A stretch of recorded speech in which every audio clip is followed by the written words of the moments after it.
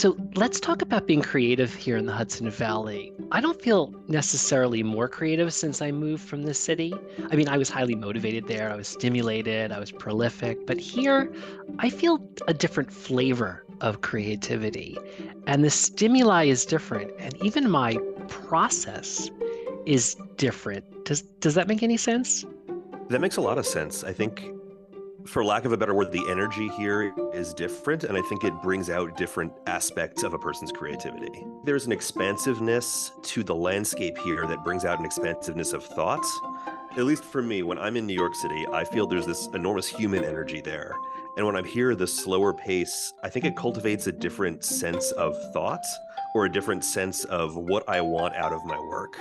I like having the Hudson Valley as my home base and then going to the city when I want to draw some of that human energy, because I find that's just a much more natural way for me to work and to have like the clarity and the spaciousness of Hudson Valley creativity, and then to tap into the human aspect of Manhattan creativity.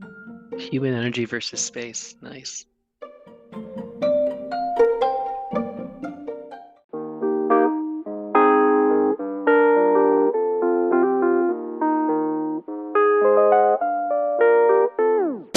Down in the valley, moved up from the city. It's a new way of living and I'm trying to get used to it. One park coolers, half an ounce of an idiot. Ordered a Manhattan and they call me a city, yeah. At first I hurt my feelings, but it's kinda got a ring to it. When you move to the country, they can tell when you're new to it. I'm looking at a place, but I'm trying to keep fitting in. It takes too long to be a local, so for now I'm a city-it.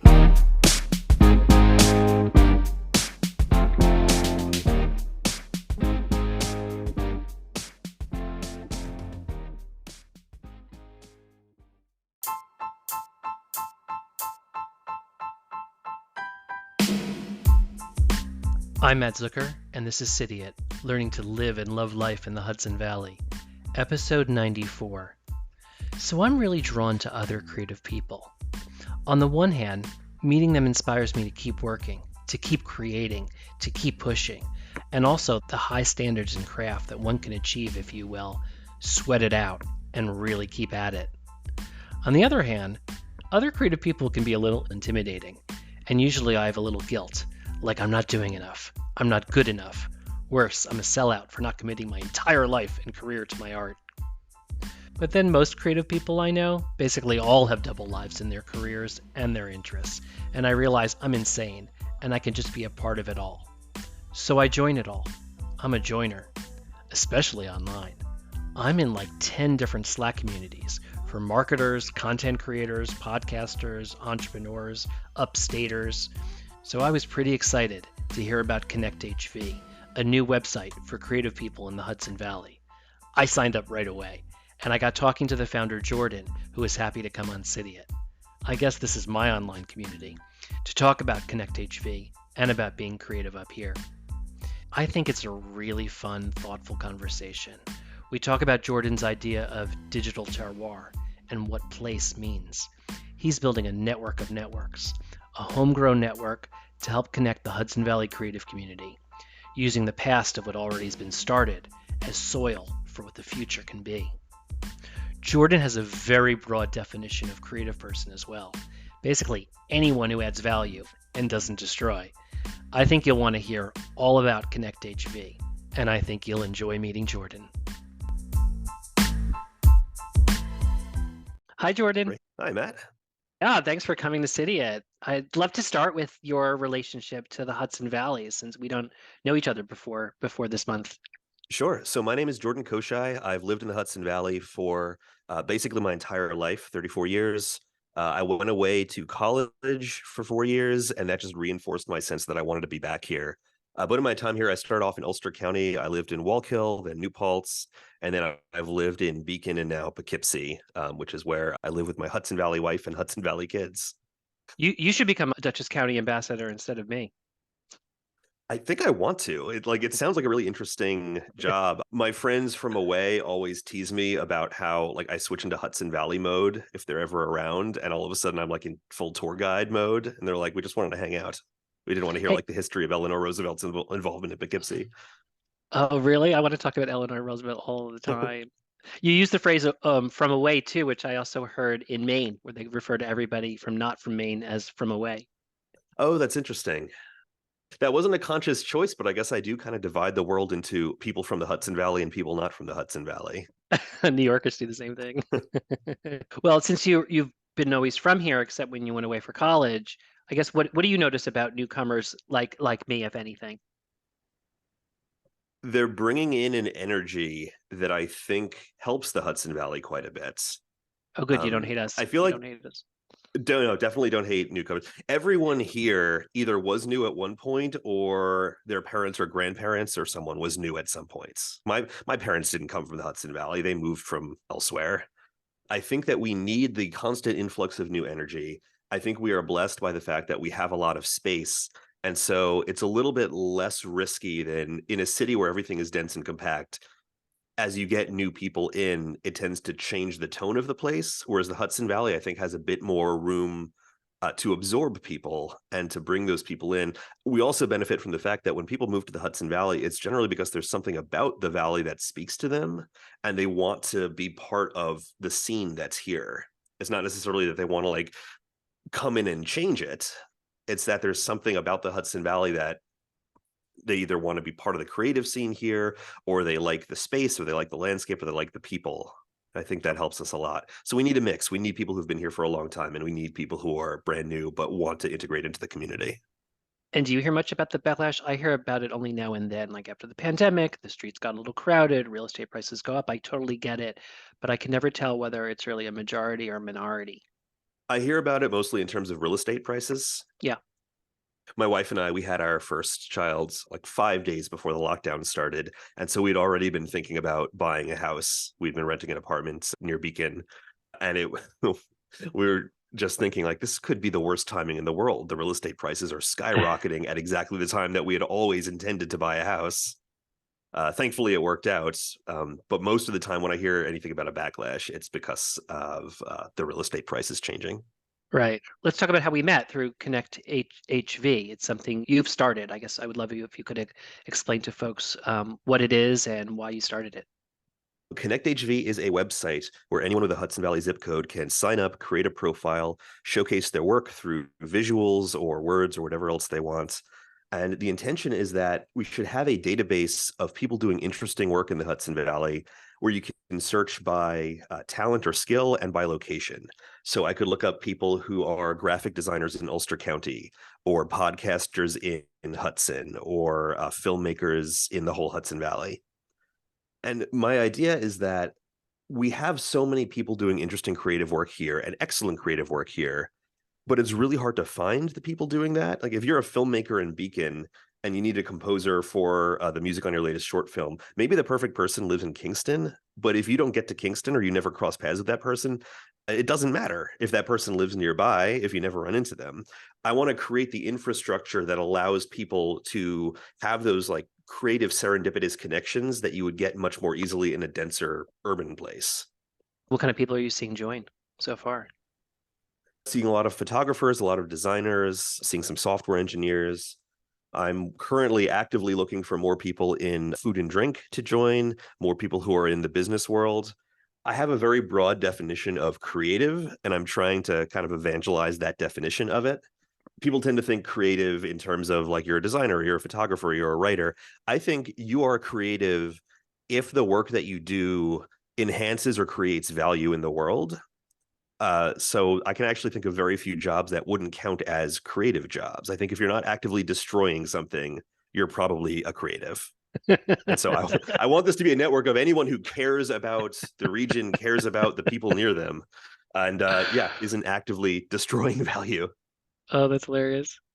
And what about digital terroir? I saw you use that term and I was kind of intrigued by it. I like a good phrase. That's an idea I've been fascinated by for a while. I gave a talk on this at Catskills Conf quite a few years ago. Catskills Conf was a tech conference held at the Ashokan Center in the middle of the woods, and it would bring tech folks from New York City and beyond. Terroir in the culinary world is the idea that where you grow something, it influences the flavor and the characteristics of that thing. Grapes from California create wine that tastes like California. Grapes from the Hudson Valley create wine that tastes like the Hudson Valley. as more things move towards being software instead of things that are truly grown or made in the soil, I think we're losing a sense of place. There was a time when if you turn on the radio in your car, if you were in Woodstock, it would be different than if you were in like San Antonio, Texas. Mm-hmm. Now you turn on the radio in your car, no matter where you are, you're going to hear the same 5 artists and the same 20 songs. And I think we've lost something there. Similarly, if all of our technology is made in the same 3 cities worldwide, it all starts to flatten and look the same. A website that's made in San Francisco looks exactly the same as a website that's made in New York or London or El Salvador or what have you. I'm fascinated by the idea that maybe we can have technology or software that is imbued with the flavor and characteristics of the place where it's made. And I want Connect HV to be a testing ground for that. The idea that maybe if we have a website that's made completely and thoroughly in the Hudson Valley, we can give it some of the Hudson Valley sensibilities. We can have it feel a little more local and a little bit less global, a little bit more slow and thoughtful rather than moving fast and breaking things. Maybe it smells like And apples and cider. Oh, I wish we had smell-o-vision and I could change it seasonally. And in the summer, it would smell a little bit different than in the fall. I want the world to have personality and flavor, and I don't want everything to have this flat Instagram aesthetic that makes a coffee shop in Beacon and a coffee shop in San Diego look exactly the same because it photographs well. I want things to feel like they are from a place. And I still don't know if this is possible. Like, I don't know if I'm succeeding at making a website that feels like the Hudson Valley. Because at the end of the day, it's all code. And I think code doesn't really have a flavor or personality. But I'm hoping that just the fact that I think of myself as a thoroughly Hudson Valley person, and I'm the only person working on this project right now, maybe some of myself will make it into this project. And hopefully some of all the people who join will also make it into the project. The Hudson Valley to me has so many different flavors that I picked up at different times. There's the idea of the river, there's the farms. If you think about the Catskills, there's the mountains. If you're from that side, there's the history, which has a very strong revolution, colonial, that period, but it has other periods as well. It also has like the IBM period, of the 80s, which really changed the flavor and the workforce here. Even other rural podcasts, when I compare mine to others, are doing cousin-like things, but it's definitely a different flavor. There's the Cabin Cast, which I really like in Wisconsin, and they're all about creating a podcast that you drive on the way to your cabin. And it's a very like Wisconsin, Michigan type thing, and they're kind of doing what I'm doing. Like it's about getting away, and it's about discovering new, and it's a rural podcast. And then there's farm podcasts from like in Georgia that are very different, rural revival in the Midwest. So I think there is distinction out there, even if we have some things in common. I grappled with the idea that even if something is imbued with the character of the Hudson Valley, would you be able to tell? If you've never lived in Wisconsin or upstate New York and you listen to both of those podcasts, would you understand the difference? Or would you have to be from one of those places to get the distinction? And I don't know if it matters. It's more of just a thought exercise for myself. Like, what is it that makes a place a place? I don't know. And have you seen any interesting collaborations since you started Connect HV from these folks coming together? I've had a chance to meet a lot of people doing work in this space, which is wonderful because it turns out there are lots of people thinking in this direction right now, and we need as many flavors of this idea as we can. So there's Hudsy, which is essentially Netflix, but specifically for the Hudson Valley. River Valley Guild is doing phenomenal work, having live events and having get-togethers of people doing creative work in the region. Hudson Community Incubator is great. They've got an online platform where you can join. I love them. They're doing exceptional work, just connecting business owners and entrepreneurs. You could always go to LinkedIn for something like that, but LinkedIn just doesn't quite get it. It also lumps us all in as New York metro area, which isn't right. Hudson Community Incubator has tapped into something really excellent and true, which is that the Hudson Valley needs something like that, but that's not cringy. And I think they're doing just an extraordinary job of making that happen. I'll put links to all three of those in the show notes in the episode page. Yeah. My dream is that there are all these networks like those starting up. And what we need is a network of networks so that if someone is involved in Hudsy, let's say, but not Hudson Community Incubator, we should have a layer that connects all of those groups so that we can also do stuff together where it makes sense. And then to become a member of Connect HV? Do you need to like as a subscription or do you pay or how does it work? Right now, it's entirely free. My intention is anyone who lives in the Hudson Valley should be able to sign up forever. It should never be a paid service. It's a totally fair question. I think if anything is ever free, you should always ask where is the value for the person making it. My idea is that eventually, if enough people are using it, if a company wants to hire from the Hudson Valley, they should be able to maybe pay a small, like a nominal fee to be able to search the database Yeah. or to be able to post like, hey, we're IBM, we're looking for designers, we're specifically looking for designers in the Dutchess County area.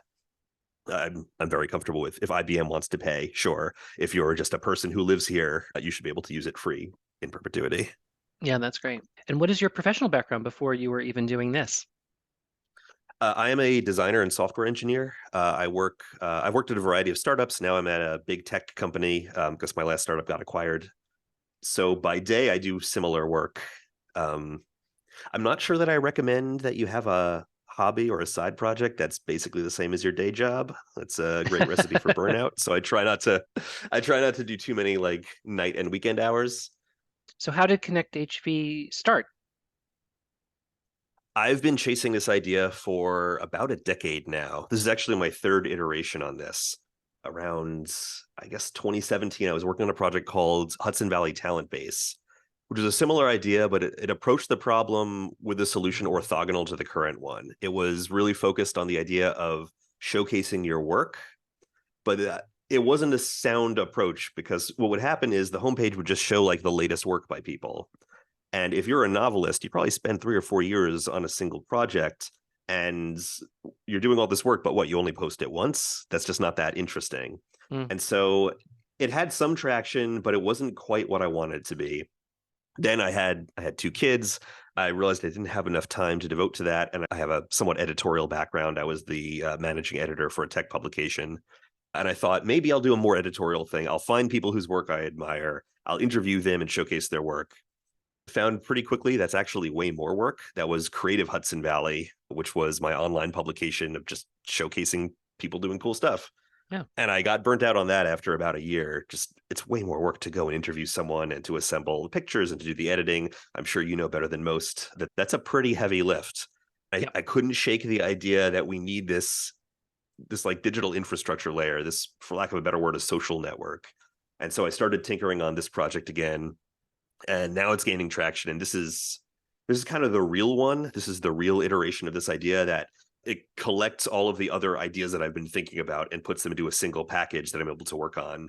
I think people underappreciate from a creative person's point of view that it's not always the one idea, but it's an iterative process. And sometimes we do one thing that leads to another, and we're good with that. Like we'll sunset one podcast to start another one, and we're building towards something. Or I did this with my book. I need to do it because I need to get to the next one. And each one is important, but they all lead to something for a reason, and it helps our craft by doing. But a lot of folks always wonder why we drop something and move on to something else. But it's very on purpose. We sometimes burn out from it, and sometimes it's because it leads us to the next thing, and the next thing is better because of it. Yeah. To borrow from our conversation about terroir, the past failed ideas become the soil in which the new idea grows. Oh, And it would be great. It would be awesome to have jumped to like the current version of Connect HV right away. But I think I needed 10 years of failed attempts that like didn't quite get it right, because like the current version would not exist without those past versions.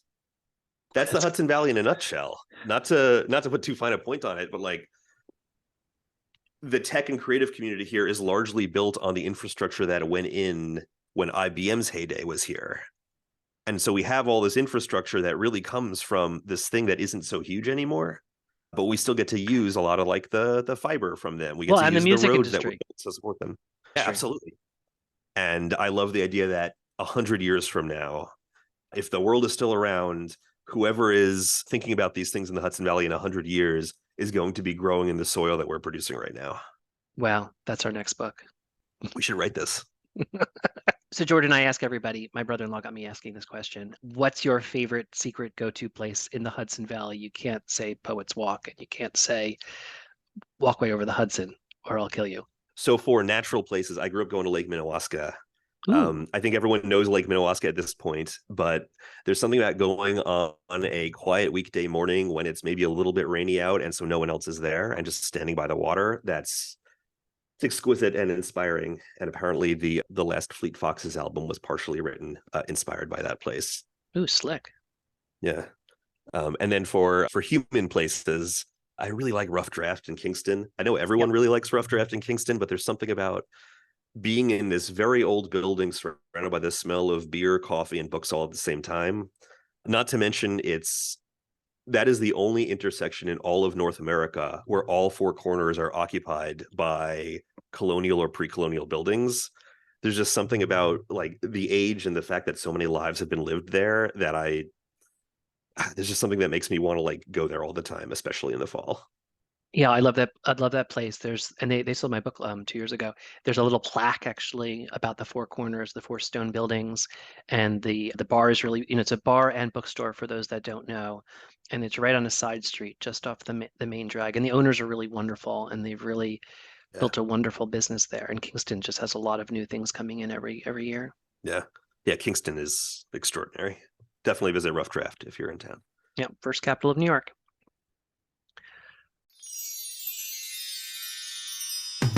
Down in the valley, moved up from the city. It's a new way of living and I'm trying to get used to it. 1 park noodles, half an ounce of an idiot. Ordered a Manhattan and they call me a city, yeah. At first it hurt my feelings, but it's kinda got a ring to it.